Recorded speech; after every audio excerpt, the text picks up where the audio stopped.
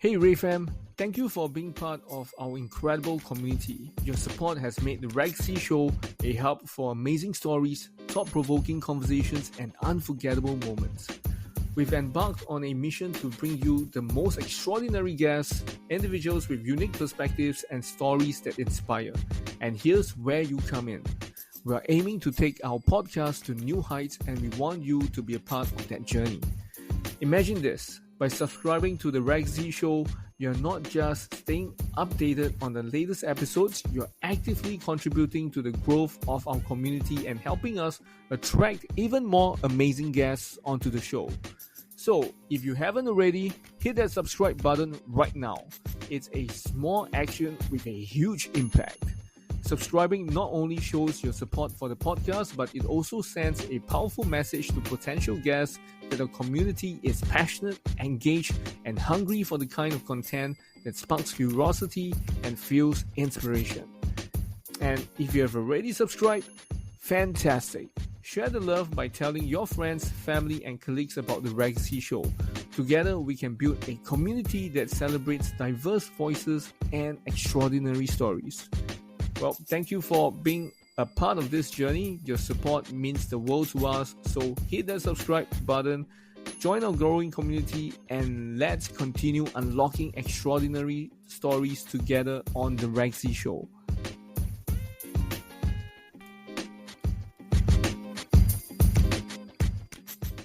Quick question.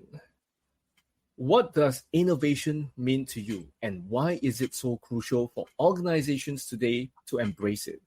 If you have been pondering about this and don't know where and how to start, then this episode is for you.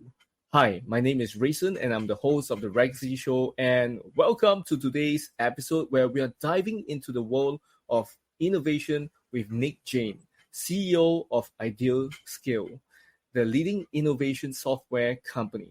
And if you have ever wondered how organizations like NASA, Comcast, NASCAR, and Doctors Without Borders stay at the forefront of their industries, IdeaScale is often the force driving their most groundbreaking initiatives. As a core platform behind these global giants' innovation efforts, IdeaScale enables organizations to source, develop, and implement ideas from within and beyond their teams. Nick's journey is just as impressive. This amazing gentleman that we've invited into the podcast, his journey is just as impressive as his company's impact. Graduating at the top of his class from Harvard Business School and holding a degree in mathematics from Dartmouth, he's a visionary leader with a sharp analytical mindset and a passion for innovation. And today we'll explore his approach to fostering creativity, sustaining innovation in complex organizations, and what it takes to lead in an ever-evolving tech landscape. Now, without further ado, let's welcome Nick into the podcast. Woo-hoo! Hey, Nick. Hey, Rayson. Thank you for the really difficult to live up to intro. I'm going to try very hard to live up to all the great things you just said.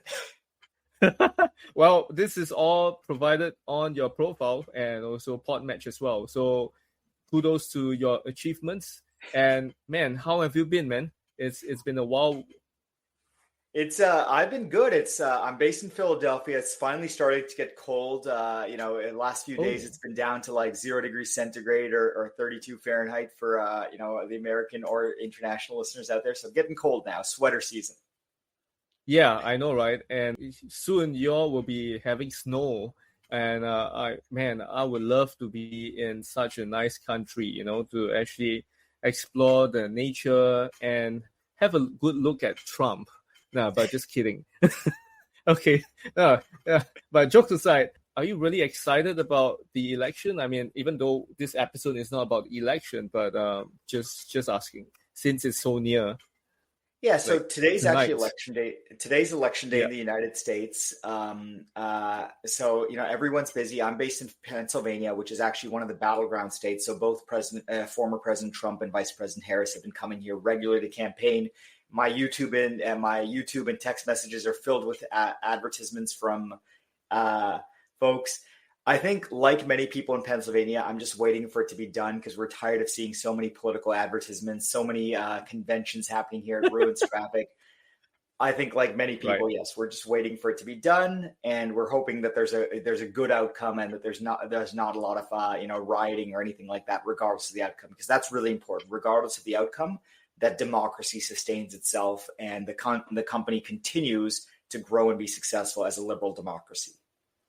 Of course, I believe from what I've heard and what I've seen from my friends from the States as well, I've spoken with some of them, my past guests that are based in the States as well, and they're really rooting for someone, and I did hear that this someone is gonna help the economy, especially business owners. So I'm not sure how effective this person is going to be and how the policies that were being mentioned on papers or mentioned in live TV will be really put into papers and action as well, because this is what a lot of the folks want from the politicians in a sense. And this is something that we were actually informed about, and we are really looking forward to the results that's happening later on tonight. But of course, may the best politician win best. Okay. Okay, so I mean, I'm based in Singapore, so I've no direct connection with all this politics in the States or politicians in the such aspects. But I'm pretty interested and curious to know who's going to win and what's going to happen next. So yeah, we shall see. We shall see. We'll find out in what is 16 hours from now. Let's see how things go. Yep. 16 hours from now. And, I'm pretty sure a lot of my followers from Asia especially wouldn't know much about you. So could you share a bit about your journey that led to becoming the CEO of IdeaScale and what initially sparked your interest in innovation and technology? Sure. So, look, my educational background begins in mathematics and physics. So I was really passionate about the sciences, about technology. I was playing around in Ubuntu, and I wrote my first, piece of HTML when I was like 14 or 15, way back for GeoCities. For those of your audience are old enough to remember editing GeoCities HTML. Wow. So way back when, right? I've always been interested in technology, but initially my career aspirations really focused on an academic career in the pure sciences rather than technology. But as I went through college, I realized I loved the analytical side of things, but I really like working with people. And if you want to be both analytical and work with people, business is a good way to go. So I went into Wall Street for a while. For about 10 years, I worked in Wall Street being a professional investor, investing in large multi-billion-dollar private equity and hedge fund deals, right? And I learned a lot about how businesses work. I had the opportunity to be in front of great leaders and learn from them. But then ultimately I realized, look, it's really fun being in Wall Street. It's a really cool job. You get to learn a lot, but ultimately I wanted to be more impactful. I wanted to run and build a business. And so for the past 5 or 6 years, I have become, mostly due to coincidence than anything else, a professional CEO. So the people, private equity firms or founders hire me to run and transform their companies that are ready for that next stage of growth. So I've run a $100 million revenue trucking company, then a small $2 million men's shoes company. And now I was scouted to run IdeaScale. And IdeaScale is this really cool company that kind of hit 3 things. When I got a call saying, hey, do you want to come be CEO of IdeaScale? It was the stars aligned. There were 3 really cool things for me personally. Number 1 is I really like software. Software is so powerful. It enables people to do things that were just impossible 10 or 20 years ago, right? Right. And just in general, technology, right? Like technology broadly defined is so powerful, it transforms human lives. I like that. Number 2, I like software as a business. Because I think software businesses, when they are well run, are extraordinary at creating value for their customers and for their employees and for their shareholders. There's not a lot of $1 trillion industrial companies out there, but there's a dozen now $1 trillion software companies. The third thing is innovation specifically.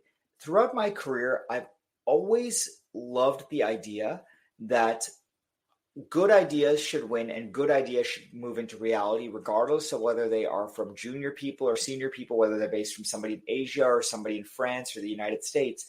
And that's what IdeaScale software really does. It enables best ideas to win. It creates an idea meritocracy rather than a hierarchical organization. It breaks down some of those barriers and silos. And that's such a cool thing for me personally, because that's something I struggled with throughout my career, that like, hey, it's the most senior person's opinion that matters rather than the best idea. And the fact that I get to work at and lead a company where ideas take the forefront is such a cool personal experience for me, and so rewarding to show up to work every day. Right. So you're saying that what your company does is that you will go into the companies and share and spread, I would say, let them share the ideas, and then see how you guys can actually work on the ideas that they have, and how you can transform the company with that. So we don't work on people's ideas.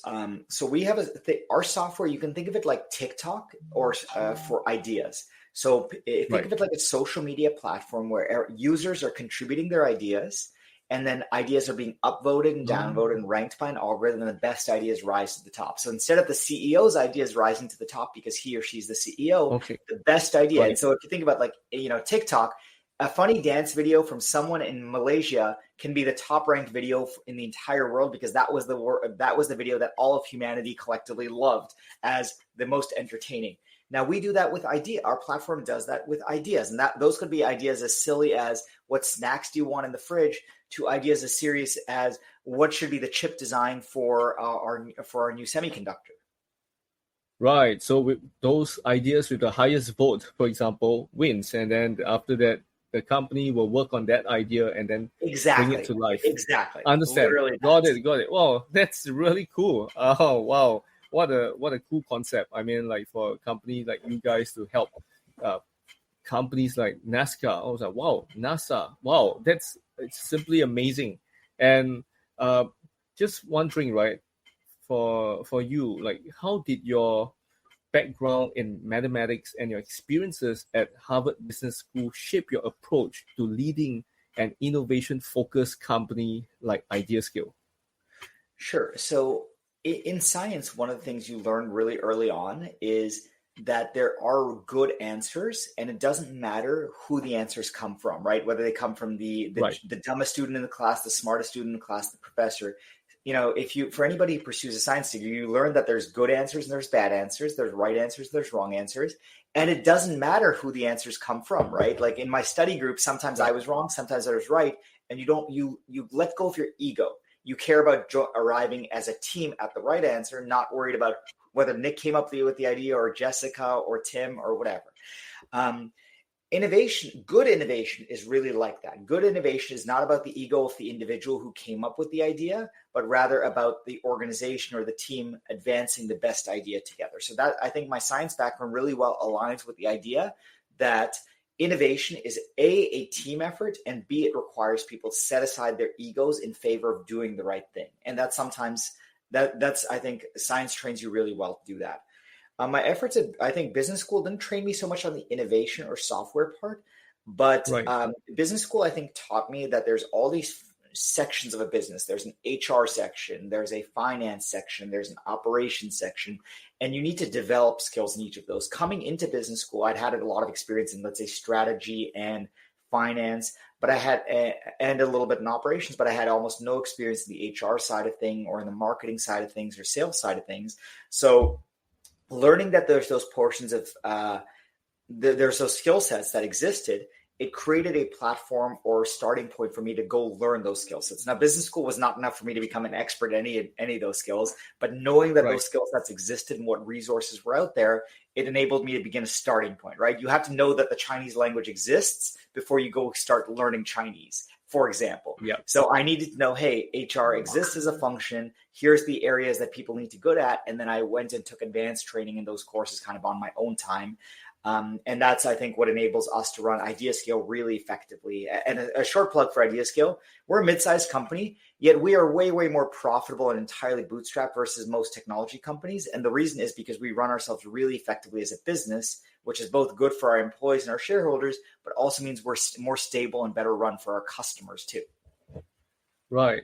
Just wondering how big, since you said it's a mid-scale, right? So how many employees do you guys have in? Sure. So we've been around 15 years. Yeah, we've been around 15 years. We're not a startup. And today we have about 100 employees across 8 countries, I believe. Oh, 8 countries. Which 8 countries are there? United States, Mexico, Brazil, India, Bangladesh, Japan, South Africa, Switzerland. Am I missing anybody? And no, if I it's 8, right? Yeah. Oh, wow. Okay. Wow. And you're thinking of moving to Southeast Asia as well, like Singapore, Malaysia? So we haven't made a hire yet, but we hired a salesperson based in Bangladesh about 8 or 9 months ago to focus on the Southeast Asian market. So we are selling to Southeast Asia already as of 8 or 9 months ago. And our website already supports the Vietnamese. Our software supports pretty much any language, but our marketing website, for example, started supporting Vietnamese and maybe Thai as of 9 months ago or 2 as well. So we want to be accessible from a language and skills perspective, from a language perspective. And over time, we'll continue to expand to more languages, both in Southeast Asia and globally. Singapore obviously is a little bit easier because English and Chinese kind of work well there. Of course. Yes. We are multicultural, multilingual. Singapore's political system, by the way, I have many friends from Singapore. I've always admired it being kind of a stable, multi-ethnic society, multi-ethnic and multicultural society. Yeah. And have you been to Singapore? I have not. It's on my list of things to do, but no, I've not. I've all my vacations tend to be towards very outdoorsy places where I go do climb mountains or go diving in oceans. I think I'm saving Singapore and more developed countries like France or Spain for when I'm older and won't be able to do the outdoor vacations as much. So I'm probably 30 years away from visiting Singapore because it's such a nice stable place that I'll visit it when I'm older and want to be inside a city. Damn it! No, if you were to come, right? Not 30 years later, but if you come sooner, let me bring you around because we have places for you to hike. We have places for you to enjoy as well. Okay, I will ring you. Let me. I have to get permission from my wife before I travel anymore. But I will put Singapore higher on the list of things, so it's not 30 years. Yes. How much is the Singapore Department of Tourism paying you to advocate for Singapore tourism? Man, it's zero. But because my love for this country, man, I would love my guests to come to Singapore and me bring them around and all, because I had some of my past guests that actually came to Singapore and we met up as well. So yeah, it's something that I would love to do it with you as well, and many other guests that have been on my podcast as well. And Nick, I just want to ask you, right, who were some of your early mentors or influences, and how did they shape your leadership style or strategic vision? Sure. So that's a really tough question because they asked me this when I was in 3rd grade, and everyone said, their dads or their moms or some famous sports player, and I really struggled when I was 7 years old to answer this question. And I still struggle today. But if I really had to choose, I would say there's probably 3 or 4 people. My high school math teacher, Mr. Kennedy, number one, because he taught me that precision it matters. So he forced me to be really good at he forced me to improve my writing because my writing was really ugly. And this is funny. It's in math class, right? That forced me to focus on details, drawing pictures properly. And you wouldn't expect that in a math class, right? But just focus that precision and being detail oriented really matters. And that you're never really a master at a skill till you've mastered the true details of something. So I would say, so Mr. Kennedy, number one. Number 2 would be, I took in college, I'm blanking, I don't remember her name, but I audited a course on feminist essay writing.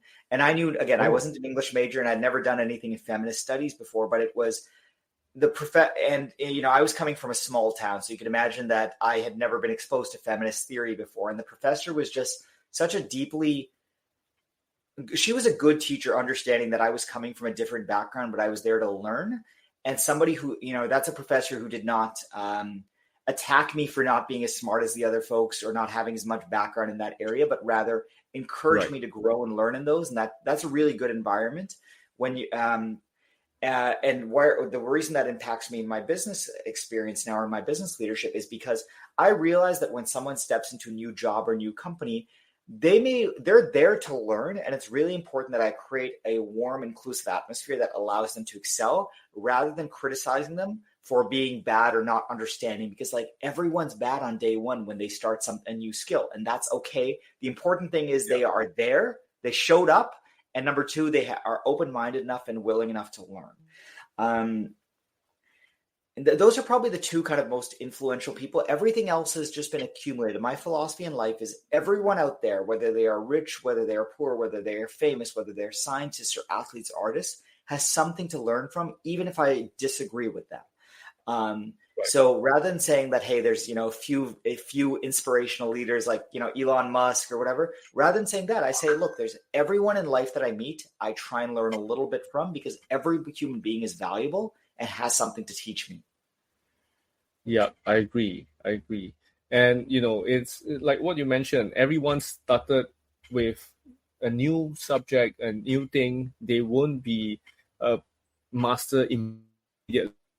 A disaster before they became a master, right?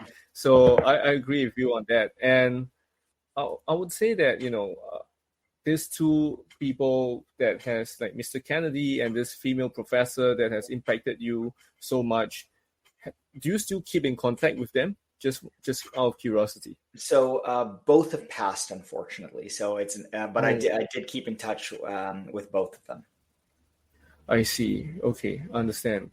And I would like to ask you, like IdeaScale actually works with some of the most respected names across various industries that we've mentioned earlier on during the introduction as well, which includes NASA and Doctors Without Borders, right? So how does your team actually customize the platform to meet such diverse needs? Sure. So the core platform, there's two things. Number one, the core software itself is applicable to anyone, whether you're an energy company, whether you are a South African government, whether you are a major US global corporation, semiconductor company, whatever. The core problem that we're solving is universal, which is how do large organizations innovate? Because that's hard. So there's this universality. The second thing is, how do you customize that universality? And we take the approach that many well-run software companies do, that there's a lot of things that you can customize to your process. So like a really silly example is you can change the logo at the top, right? If you go into any software, whether it be an accounting software or a CRM, you can change the logo to your own company or the color scheme to your own company software, stuff like that. But then also we've enabled, the real crux of the software is, ideas are important, and it's important to both collect ideas and then keep those ideas private in some form. Sometimes the ideas are public, but sometimes you want them to be private. And so the thing I think that we've done really well is created a very easy to use but customizable set of systems that allow you to decide who gets to be part of your idea community. So whether it be just your employees, whether it be your shareholders, whether it be the entire public world, maybe it's just people who have PhD, we've made it very easy for you to decide who gets to participate in your community and how they get to participate. And so for NASA, they may not want Nick Jain to participate because Nick Jain does not have a PhD in aeronautics. They just want PhDs in aeronautics. And NASA could select, or any scientific organization, not use NASA, let's use a big pharmaceutical company could only allow people to participate who have PhDs in biochemistry or biology, but those could be PhDs in India and Singapore, in France, whatever. Whereas a big fast food chain may want everyone in the world to participate because almost everyone in the world can eat burgers, right? Or at least eat vegan burgers. Our software allows you to really customize who's in your community and how you want to select for them and how they can participate. Or you can just open it up to everyone. And I think that's something we've done really, really well because it's easy to use, but incredibly powerful and customizable. Oh, wow. Okay. This sounds like Facebook ads in a way where, you can customize who are your target audience and where are they from and things like that. Yeah, but we're not running any ads, to be clear. Of course. Yeah, of course. Yes. Again, like the core of what we do is we are a social network for ideas. And that can be a private social network inside a company or a public social network, the way like TikTok is or Facebook is. And so just all of the customization that you could expect from, a mature social app like Facebook or TikTok or Instagram are features that you can generally find in IdeaScale with a little bit more security, right? Because we're obviously dealing with, sometimes a lot of private and sensitive data. So we're trying to have a lot more security in terms of who can see what. Okay. Well, this is interesting. And, Nick, earlier on in the podcast, during the introduction, I also asked the question of innovation to the audience. So now I want to ask you this as well. So, Nick, what does innovation mean to you? And why is it so crucial for organizations today to actually embrace it? I would say innovation to me means being better tomorrow than you are today. And that can be on a product, that can be in a manufacturing process, that can be in HR, how you recruit people. Innovation is getting better tomorrow than you are today at something. The reason why innovation is important is kind of twofold. Number one, deep down in our kind of almost a spiritual level for human beings, we want to be better. We want to be better tomorrow. That's why people, run, Ironmans or super marathon or ultra marathons. That's why people go to the moon. We want to be better, right? As a species and as individuals at something, whatever your passion in life is. That's number one. Innovation addresses kind of a deep human need. Secondly, at an organizational level, there's a need to innovate, because if you're not innovating, your competitors are, right?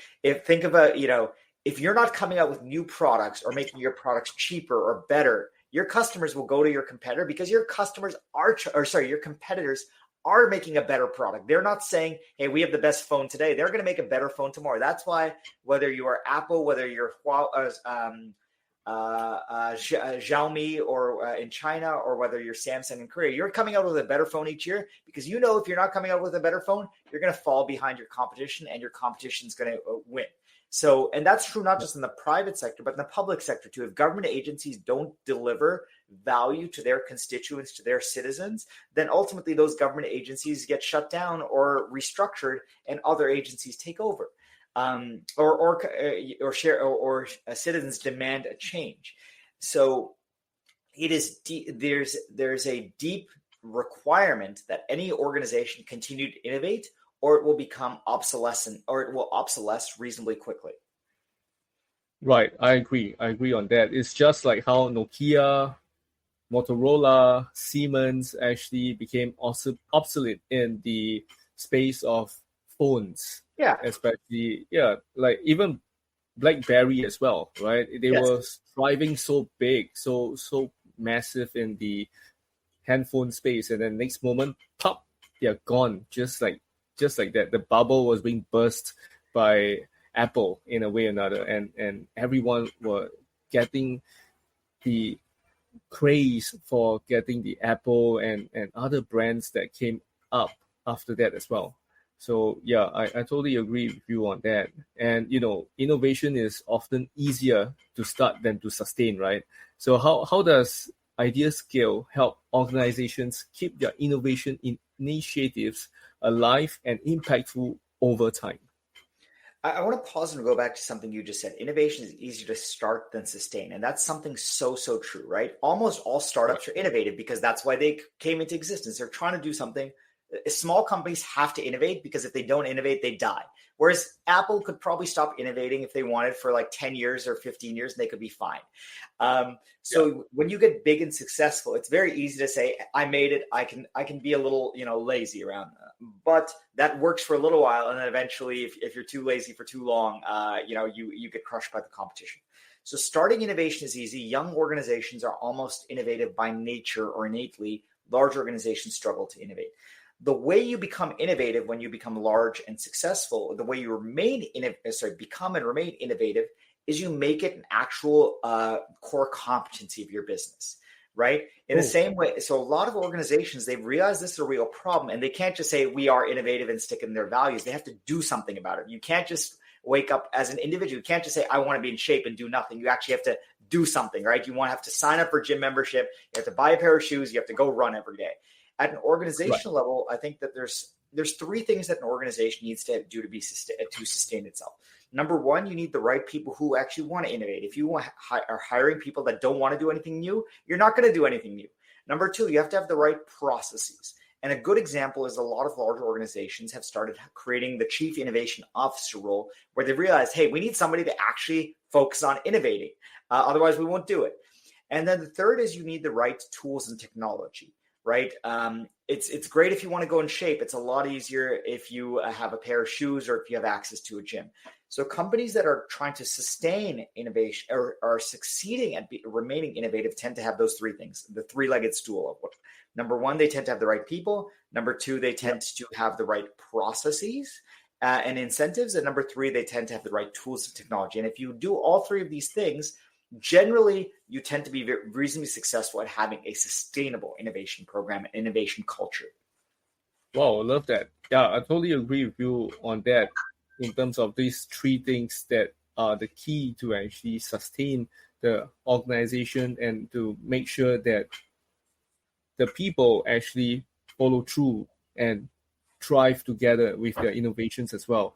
And I would like to ask you, what do you see as the biggest challenges organizations face when it comes to cultivating a culture of innovation? I think there's two areas where they really fail. Number one is you create incentives to not innovate. So that number one is incentives, and number two is having the technology and tools. So number one, the right incentives. I think a lot of large organizations actually create incentives where people don't want to innovate, or if they want to innovate, they leave. That's because when you try to innovate, you're necessarily experimenting, and a lot of experiments fail when you try something new for the first time. And a lot of large organizations, they make you look stupid, or they demote you, or they fire you when your experiments fail, and they don't really reward you when things succeed, right? They take your great idea and then they make a bunch of money off it, right? So it's really bad because what's your incentive then to innovate? If you screw up, you get fired, and if you succeed, they take your idea and all the credit and all the money and fame that goes with it. So why would you do it? Right. So a lot of companies actually need to fundamentally change their incentive structures so that there's lower downside risk of failure, that people are instead encouraged to experiment and fail continuously, but in small, manageable ways, but then also are rewarded for their extraordinary successes. That's on the incentive side. And then second is the tools and technology. Look, I'm a software company. This is what I do for a living. And so what I'm about to say is a little bit self-serving, but I think but the honest truth is a lot of organizations, they say we want to be innovative. They hire these right people, and then they say, go innovate. That's not really good. You need to give people tools to innovate. It's like, imagine if I told you again that, hey, go get in shape, but I'm not going to give you, I'm not going to give you a gym membership, and I'm not going to give you a pair of shoes. Yeah, you can still get in shape running barefoot outside. But it's going to be a lot it might be 40 degrees in the summer in Singapore. Wouldn't it be a lot easier if you had access to an air-conditioned gym and I gave you a pair of shoes and a coach? So a lot of companies don't actually give their innovation programs the right resources. They just say, go innovate without any tools and technology. And that's so silly. Imagine if you told your finance department, go do finance things without an accounting system or without having access to what the accounting best practices are. That would be crazy. And yet that's what a lot of companies do for innovation programs. Okay. Oh, wow. Yeah, I can you imagine, like, you are Apple, for example, right? And then you hire people, you got the right people, right? You got the right pips, and then you tell them, oh, just innovate, but you do not give them the software. You do not give them anything that software, like tools, right? The software could be, a workspace, an office. It could be a budget. You need resources, right? Right. But yes, the funny thing is good companies actually do this really well. They actually give their innovation teams or their R&D teams really powerful tools and technology and resources. Companies that are kind of half-assing the innovation effort just say, go innovate. And that's really bad. Unfortunately, it does happen. We see it all the time. And that's a great recipe for your innovation program not doing anything. Basically, you'll have it around for a couple of years. It won't produce any results, and you'll shut it down, and you'll have wasted a bunch of money, time, and effort.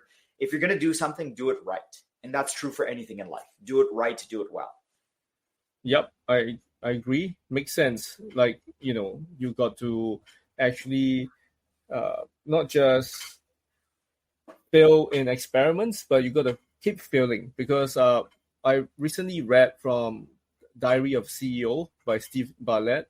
So he was saying that, a lot of people, their businesses actually fail because they do not make enough failures of experiments within the company itself. So that's why they actually fail within the first 2 to 3 years, in a sense, and they do not want to innovate from there. And that's why it kind of led them to actually go downhill, because they are afraid of those failures will, cost them more resources, cost them more time. But somehow or other, I realized that Thomas Edison actually made a lot of failures, right? A lot of failed experiments, in a sense. And in the end, 200 plus times later, he realized, that's how we shouldn't make a light bulb. Do those stuff in order to make that light bulb, to light it up, in a sense, right? And it's same goes with Colonel Saunders to actually, right, Captain, right? And look at him. He made don't know how many donkey times of failed recipe or failed door knocking, and then after that, in the end, he became so popular, even until many years later when he's passed on. KFC is still around. It's one of the biggest fast food franchise in the whole entire world, as compared to Mac's and Burger Kings and whatnot, in a sense, right? Yeah, 100%, right? Like failure is often, tremendous success is often preceded by lots and lots of little failures. Yeah, I agree. But, Nick, I'm pretty sure a lot of these companies, when they listen to this, they're like, man, but I'm afraid of failure. How would you make them embrace this kind of failures, embrace this kind of failed experiments, and then to actually go towards, improving on their company and their processes, and also becoming much more successful, in a sense? Sure. You're absolutely right. A lot of people and organizations are afraid of failure. And that basically boils down to two reasons. One is your emotional fear of failure. And then the second is the practical consequence of failure. I don't think I have great advice on how to deal with the emotional sense of failure. That's something that, I think other people are better equipped to give advice on. So I won't give advice on that. I'll give advice on the practical consequence of failure. Some companies some organizations only take big bets. So when those big bets fail, you're screwed. You lose hundreds of millions of dollars. You have to fire people. You have to shut down initiatives. That's a bad way to fail. What you should do is run small, low cost of failure experiments. So eliminate the cost of failure. So I'll give an example. At IdeaScale, we don't run, in our marketing department, we don't run big, flashy marketing campaigns that either work or don't. That's a bad way to run it, because if you run a big marketing campaign for a year and it fails, you just wasted a year of time and money, and then you have to fire people. Instead, we run a lot of small experiments where if a campaign fails, it's okay. We wasted a couple weeks of time and a few $1,000s, but if it succeeds, we scale that up 100x really quickly. So our cost of failure is very low. So people aren't afraid of failing because, hey, no one got in trouble. It's a small amount of money. It's a small amount of time. So that's, I think, the practical advice I would give for getting rid of the fear of failure. Make your experiments have a low cost of failure. Make it so that it doesn't matter if you fail, because the experiment was small enough that it was you get, if it fails, there's no benefit, there's no real harm. If it succeeds, you can scale it up 100x. And you learn something along the way. And that learning helps inform each subsequent experiment along the way. And that's not just true in marketing. That's how we also run product. A lot of small incremental changes that if they're bad, we just go back and just cancel that change out. We reverse the software upgrade, for example. 100%. I agree with you on that. Wow, this really makes sense. And for those of you who are tuning in, take notes, especially on, whatever Nick has mentioned about embracing failure. I'm pretty sure you're gonna learn a lot, and you're gonna practice them as well, and it will help you out along your entrepreneurial journey as well. And Nick, I want to ask you, how does IdeaScale help organizations source ideas internally and externally, and what unique insights have emerged from this process? Sure. I think the core part of our software that makes it powerful is you have a community of people, whether those be internal people like employees or external people like customers. Our software makes it easy for those people to participate in your community. We don't build your community for you generally, although we help you build it, and sometimes we'll do some advertising for you on your behalf. But it's really the responsibility of our customers to build their communities in the way that they like them, inviting the right sets of members and getting them to participate. Once you have the community in place, then I think the way we help that community become more dynamic is the way we build our software. We've tried very hard to make our software do two things really well. Super easy to use. So whether you're good with technology or not good with technology, our software takes seconds to sign up and log in, right? It's as easy as signing up for TikTok. And that's we wanted to make it very easy for someone to participate. And number two, we've made it a social system. So if you look at kind of any good social media company, what they've done really well is that they've made it possible for people to interact with one another and build off one another, right? Whether it be comments, votes, iterations, discovery features, like how does YouTube show you cool videos that you're interested in? And we've made it very easy for that cross-pollination of ideas and that social interaction to happen. So that's, I think, where we've done really those two things. Like, it's easy to use the software, and number two, it encourages you to cross-pollinate or interact with others' ideas. And that makes it really cool stuff, ideas and opportunities emerge for our customers. I think that there's three insights that I would say that have emerged from us having run this business for a long time. Number one, good innovation can come from almost anywhere. Sometimes it's from the junior employee on the other side of the world and not the CEO. Number two is good ideas naturally rise to the top. I think people underestimate the ability of the crowd to discern between good ideas and bad ideas. In the same way that there's great cat videos and bad cat videos, right? Not all cats are cute. But both algorithms and people do a really good job of separating good ideas from bad ideas. And that way you don't have to have a set of really expensive executives sorting out good ideas versus bad ideas. Let the power of the crowd do it. And there's a ton of academic research on this in the area called predictive markets. So that's number two. Good ideas naturally rise to the top and bad ideas naturally sink.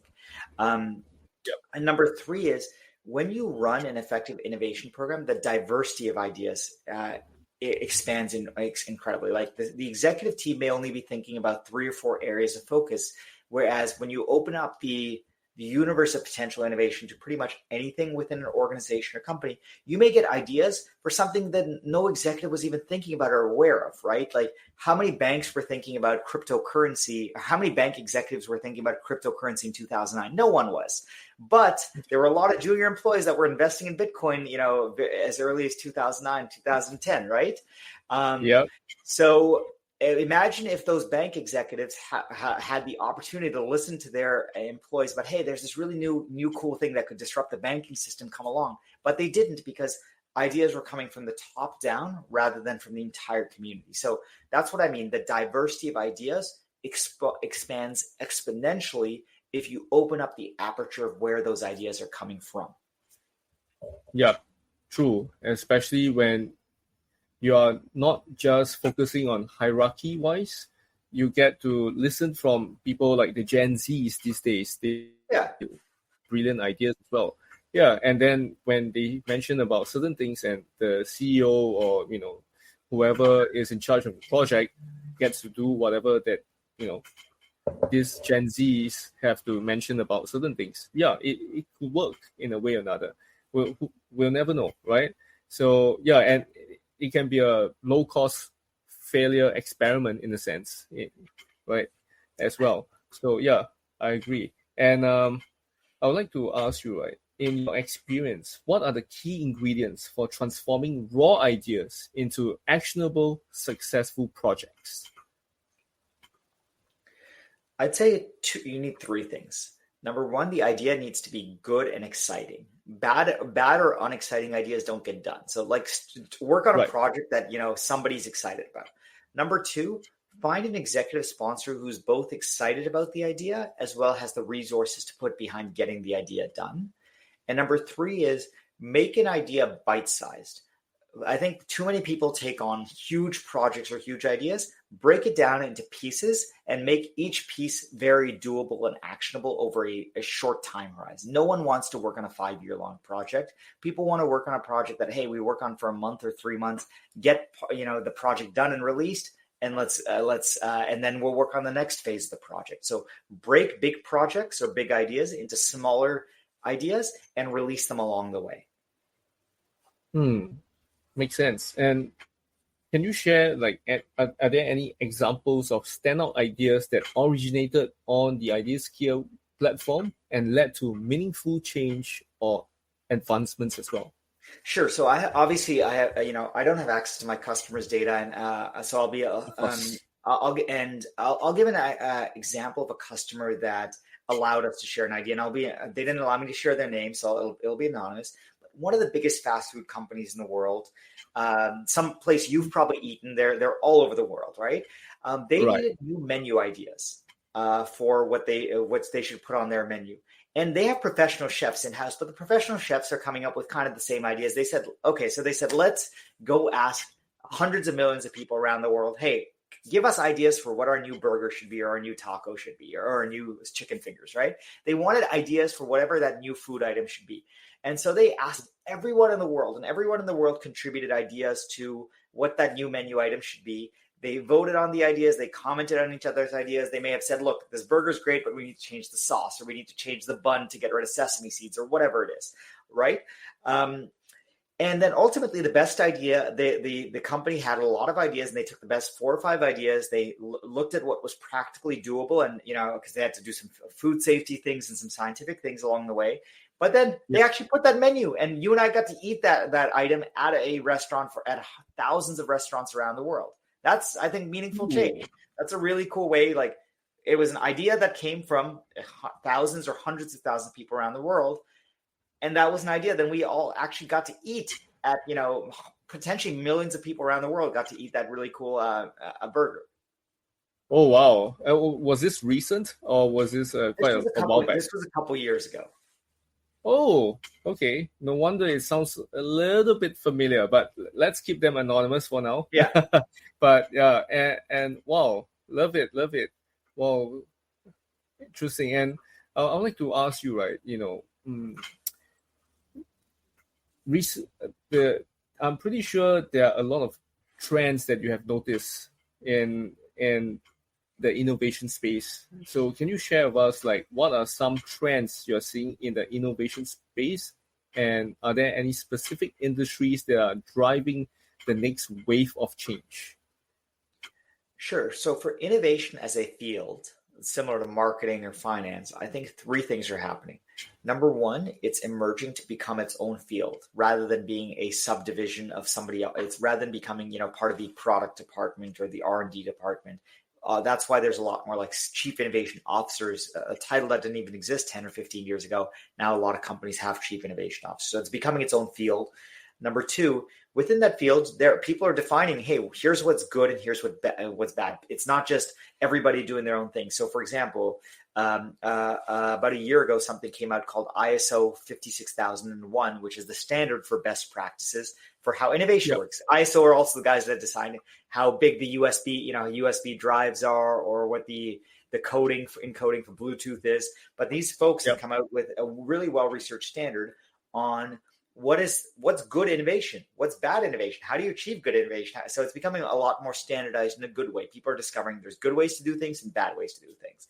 And number 3 is, I think these efforts are starting to yield impact.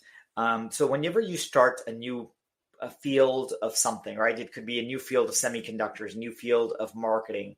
It takes a while for people to realize the benefit, but now more and more people are starting to see the benefit of these innovation efforts. The companies that are actually dedicating effort to innovation, or the government organizations, are seeing better benefits. And that's really fun to see, especially when you're a participant in the industry, saying, hey, we made a difference. Like, I helped, whether or not they were a customer of mine, it's nice to see that your field in life is making a difference. Right. I think industries where this is becoming, where innovation is becoming more relevant. I'll give one, kind of dumb example and one, or not dumb, but obvious example, and then one kind of interesting example. Okay. The dumb or obvious example is in semiconductors, right? We've just seen some extraordinary waves of innovation from folks like NVIDIA and TSMC that have upended some of the old legacy players like Intel, right? Intel was just taken off the S&P 500 after 40, 50 years of being there. So the semiconductor and chip industry, not just because of AI, there's even separate from AI, there was an entire revolution going with what's called GPUs versus CPUs that has been going on for about 20 years now. But you've just seen such extraordinary innovation happening in semiconductors over the last several years. That's kind of the obvious example. The less obvious example is in nonprofits. Nonprofits, they're a little bit slower moving. They're a little bit more resource constrained than private sector organizations. But you've seen kind of nonprofit organizations, including government organizations, actually realize, look, hey, the needs of our customers have changed, and we need to meet them where they are, right? A really simple example is, at least in the United States, up until a few years ago, you basically, if you wanted to renew your driver's license, you had to go in to the office and sit in line for 6 hours. And that's everyone in the United States hates going into the Department of Transportation or the DMV, Department of Motor Vehicles, and to renew your driver's license. And because you have to sit there for 6 hours during a workday, you have to go to school or you have to go to work, and you can't just sit there for 6 hours. And now a lot of DMVs have made it very easy for you to just do it online. Well, for transition one was they started making you mail in PDFs, like fill out a PDF, print it out, and mail it in. But now a lot of them are just letting you do it online. And that's because these government organizations and nonprofits have realized the needs of their customers have changed, and therefore they need to evolve or innovate in order to continue to be effective and remain relevant to their constituents or customers. Yeah. Well, yes, I agree. And, it's just like Tesla as well. Tesla is really a game-changing the whole industry for automobiles in a sense, right? You can auto drive in a sense in the States, but not in Singapore, unfortunately. But you can do a lot of all this stuff, and I love it. Like what you have mentioned earlier on, and you also mentioned about AI as well. And, AI is rapidly evolving. So how do you see AI playing a role in the future of innovation management? I think AI, for my specific field, right? AI is going to do what it's done to a lot of other fields, which is it's going to become a co-pilot, right? So it's going to be a human being combined with an AI tool working together. And fundamentally, that's not that different than the software revolution we went through, 20 years ago, where previously to do a lot of things, it was just a human being. And then suddenly it started being a human being who was working within a piece of software. And that could be an accounting software, that could be a marketing software. And that's happening and AI is basically the next iteration of that. Whereas rather than just a human being working with software, it'll be a human being working with software that has AI embedded that does two things. Either it does all the stupid things automatically for a human being, or second, it helps the human being think in a much more intelligent way. So for my specific software, for example, one of the features that we're coming out with I think in January is an AI that helps you brainstorm. It's not just by itself. The AI is going to partially give you a few ideas, but it's going to help you come up with better ideas. We already had version 1 of this released about a year ago, but version 2 is really powerful because it's going to come up with its own ideas from scratch, which is so cool. Oh, wow, this is so cool. It's just like, you are using ChatGPT and coming out with all the brainstorming of ideas about certain things that when you key it in, like, how to say, for example, start a company, and then after it pop, it comes out this, for example, in a way or another, right? Yes. I think we've implemented in a little bit better way because you don't have to ask it questions anymore, which makes it more powerful, right? Because we've made it a little bit more. The term is we've made it a little bit more agentic, which is meaning it's coming up with its own actions or its own ideas, which is agentic is the fancy modern term where AIs act without requiring human direction or without human instructions. Oh, interesting. So that means it will just come out with their own based on keywords, for example, or Well, so I don't want to. We haven't officially announced it, but the basic idea okay, is. So I don't want to reveal too much of it because it's going to be an awesome feature. But okay, the basic idea yep, is this AI tool is going to look at what your organization's goals are and what other humans are talking about, and mix it together in kind of oh, not random way, but in a unique way, and say like, okay, given the organization's goals and given what other people are suggesting, let's come up with a unique permutation or set of permutation of ideas that are interesting and relevant to what these people and this organization is trying to achieve, with a little bit of wow, what's called randomness or stochasticness thrown in order to make the ideas creative. Because wow, that's the challenge with doing AI and idea and innovation as well. Innovation requires a little bit of randomness and a little bit of risk taking, and you have to be to get that into an AI, which is at the end of the day, it's a robot. Robots do the same thing over and over and over again. To throw in creativity into a robot takes a lot of skill, and that's, I think, one of the things that we're trying to do really thoughtfully and carefully here. okay, wow. I'm really excited when I hear that. I was like, wow, I'm really looking forward to this, you know, grand launch of this interesting product that you guys gonna have in January. So for those of you who are tuning in, stay tuned for this really innovative project and product that IdeaScale is going to launch as well. And Nick, I would like to ask you, right, if you could give one piece of advice to other CEOs on building a culture of innovation, what would it be? Innovation starts from the top. So if the CEOs themselves are not innovating and coming up with new ideas, then nobody else is going to lead by example. Makes sense. And how do you see the future of IdeaScale evolving over the next few years? And what big goals or milestones are you aiming for? Sure. I think there's two big things IdeaScale is doing over the next couple of years. Number one is we started expanding globally. A year ago, we were really a North America focused company. Today, we have people, as I mentioned, 8 countries, and we have customers all over the world. So that's number one. We want to be a globally relevant and globally impactful organization. We're about a year into that journey. Number two is that we want to be the full innovation suite of software for our customers. So what our core software, that we became famous for, is an idea management software. It helps you collect these ideas and organize them. A year ago, we launched a whiteboarding software, and in a couple of quarters, we're going to launch a project management software. But basically, we want to be the software company that any chief innovation officer comes to, and we can give them everything. Think of us like, again, using the gym analogy, the gym machine company that you can buy weights from, you can buy shoes from, you can buy a bench from. When any innovation department or innovation officer needs great software, we want to be able to give them software that addresses all of their needs. And that's part of our product vision. Oh, wow. I'm really looking forward to you guys expanding even more. I mean, not just in North America, other parts of South America as well, but also in Asia, Southeast Asia. We are really looking forward to have you in Singapore as well. And as we're coming to the end of the podcast, Nick, I have last 2 questions for you. One of it will be, I'm pretty sure when you started out, you would have read books, or even while you're in this career right now, you're also reading some books, right? So what books, resources, or habits do you recommend for anyone looking to stay sharp and innovative in today's fast-paced world?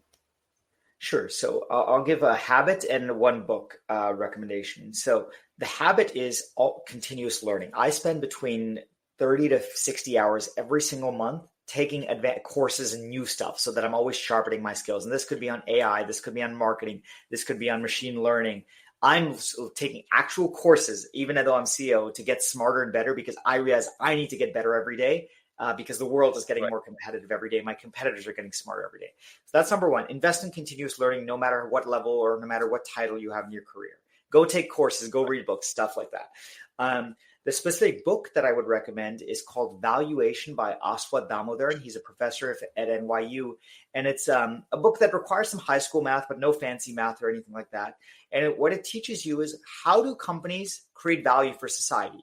And how do you figure out if your company is creating value or destroying value? And that's very important, because there's so many companies that the way they're being run it actually is worse. Everyone's worse off: the customers, the employees, the shareholders. In fact, if you're running a private sector company, you want to make sure that it creates value within the capitalist framework, and then that it divides that value to everyone, whether it be your customers, whether it be your shareholders. And Professor Damodaran's book does a phenomenal job at teaching you analytically how to figure out if your company is good or bad for society. Oh, wow, this is interesting. This will be one of my read lists as well. Oh, thanks for sharing. What an incredible book. Well, man, and I truly agree with you. For those of you who are tuning in, you got to continuously improve on yourself and learn as much as you can, regardless whether is it on marketing, is it on AI, or even in business entrepreneurship and things like that. You always have to improve on yourself and learn as well. And finally, Nick, if you had to distill the essence of innovation into a single phrase or motto, what would it be? Innovation is difficult, but absolutely necessary to grow and to survive. Wow, amazing. Wow, thanks, man. Wow, love it. I love this. It's so true. Innovation is definitely need these two things as well. And man, I really appreciate you for coming on the podcast. Thank you so much for dropping so many golden nuggets and value bombs into this podcast. And I learned so much. I was like listening to this, like, wow, it really blows my mind in a sense. And Nick, last but not least, where can my audience find you on social media? Sure. So for IdeaScale, our website is ideascale.com. Our software is completely free for teams less than 100 people. So whether you're an individual entrepreneur or a team within a big organization, come check us out. Completely free software. Takes less than 30 seconds to set up, entirely online. You can log in with your Google or your Facebook logins. Second is if you want to get in touch with me personally, the best way is LinkedIn. My name is Nick Jain. It's at the bottom of the screen. I respond to 100% of messages, so feel free to DM me. Awesome. Okay. So, well, with that, I would like to thank each and every one of you for tuning in to the podcast. Man, for those of you who have been supporting the podcast, really appreciate you guys. We have reached 88 countries with all your help, with all the big names that have came on board, as well as Nick that just came on board as well. And stay tuned for the next episode of the Legacy Show, where we're going to have another amazing guest that's coming on board as well. So with that, good night or good morning, whichever country you're in, and see ya real soon. Okay? Take care. Bye-bye. Thank you, Rayson. You're most welcome. Wow.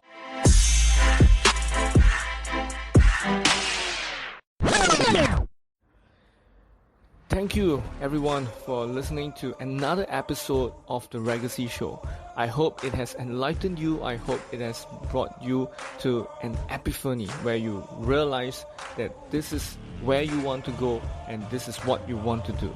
So I hope you will continue to support and also at the same time like, comment, and share this episode out to your people, to your family, your friends, and not forgetting that we have just created a Telegram group. It's called the Legacy Show Family, so you can go and check it out and let us know how you find this group is serving you. Alright, so with that, I would like to thank you once again. See you and stay tuned for another episode of the Legacy Show.